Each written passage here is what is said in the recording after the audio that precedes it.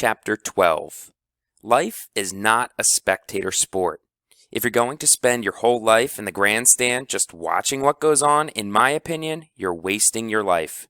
Jackie Robinson, second baseman, Brooklyn Dodgers. House opened his eyes.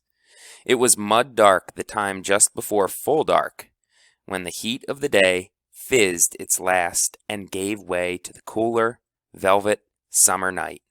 He lay on his bed, on the sleeping porch, and listened to the leftover raindrops drip from the pine needles onto the dirt yard. He looked at the clock by the bed. He had slept right through the storm, right through dinner, right through Honey's bedtime. Soon his father would go to bed as well. He stared at the ceiling, at the lines and cracks in the plaster. His heart beat, a steady, strong beat, and it took him a while to come back to himself. He breathed in and out, just as Mr. Norwood Boyd had done that very morning, just before the daylight, just as his mother had done 6 years ago, just as he would do one day, his father had said. That day's a long ways off, House. You don't need to worry about that. But sometimes he did. He didn't need a light to find what he wanted. As the moon was rising early after the rain, the baseball mitt his mother had given him when he was 6 was on the top of the shelf in his closet. There. He had folded it open, shut, open. He poked his hand into the cool cavern, but, of course, it no longer fit his hand. The smell of Neat's foot oil lingered in the creases. The ball was gone. He couldn't remember why it was gone, or if it had indeed said Elizabeth. Maybe that was just in his dream. He heard a familiar click and looked down the hall. His father had switched on his reading light. On House's door was a taped note in his father's handwriting. Klebo called. No practice. Team meets 8 a.m. at the Hallelujah ball field. Leftovers in the fridge. It was time. House left the sleeping porch, careful not to let the screen door slap. The warm night air was damp and alive with a racket of katydids, crickets, and frogs. The moon was a boon white circle. House made his way to the dirt road where he walked the half-mile to Mr. Norwood Boyd's home. The gate was still open. House went right to the honeysuckle bush beside the front porch. He crawled inside. The wet branches slicked him with leftover rain. There she was. A little whine, a little lick, a little snuffle. House patted Eudora. Good dog. He removed the tutu from around her neck and hung it on the inside branch. Honey loves you, he said. You could get used to her, you know. He reached into his pocket and unfolded the note that Eudora Weltley had worn around her neck only that morning.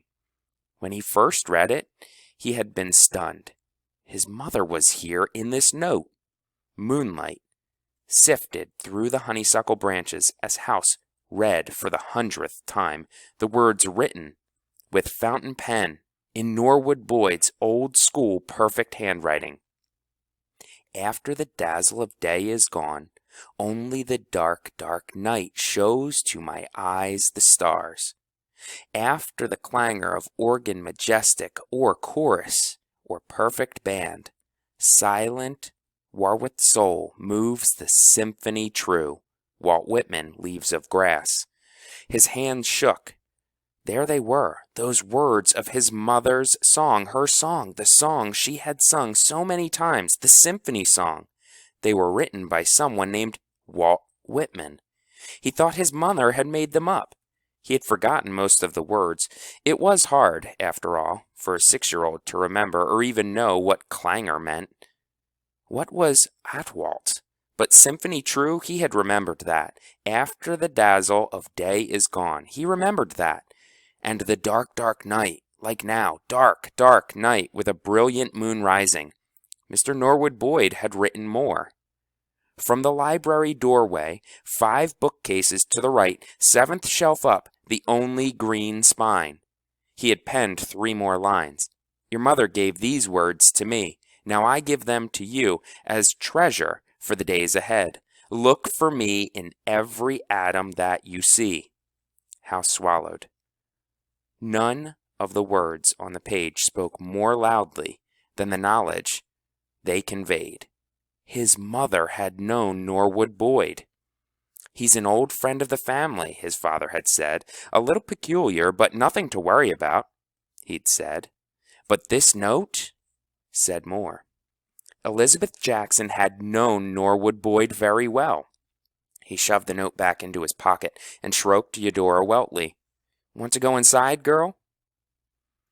He led Eudora out of the honeysuckle, and together they went around to the back porch, to the door that opened into the summer kitchen, which was a large room with a 6-burner stove, a deep enamel sink, and a large wooden table. Ages ago, someone canned tomatoes and green beans in this room. Ages ago, children took baths in here, with water that had been heated on the stove and poured into the tin tubs sitting on the old wood floor. Maybe one of those children had been Mr. Norwood Boyd, long, long ago.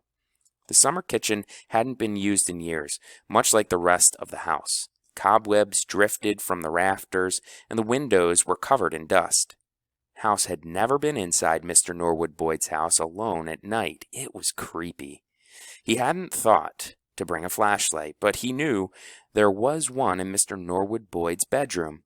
He would have to brave the summer kitchen, the dining room, and the wide hallway to get to the front bedroom where Mr. Norwood Boyd had spent most of his time. The library was across the hall from the bedroom. That would be his final destination. Eudora headed straight for her food and water and began to slurp and crunch. The sounds were comforting, normal.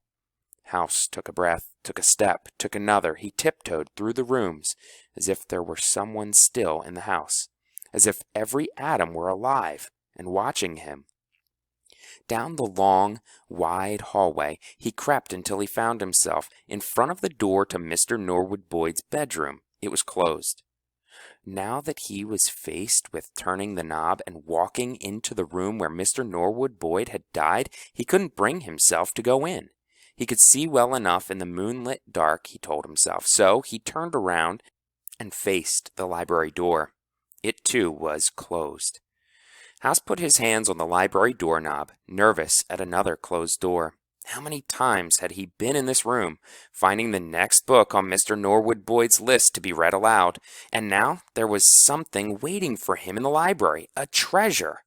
As he gripped the doorknob and began to turn it, he heard a click behind him from Mr. Norwood Boyd's bedroom, and then a squeak of a door as it swung wide.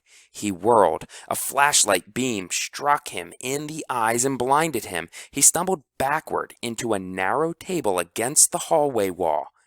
A scream gargled in his throat as a hand clapped itself over his mouth. Someone else's hand, a cold hand, a ghost.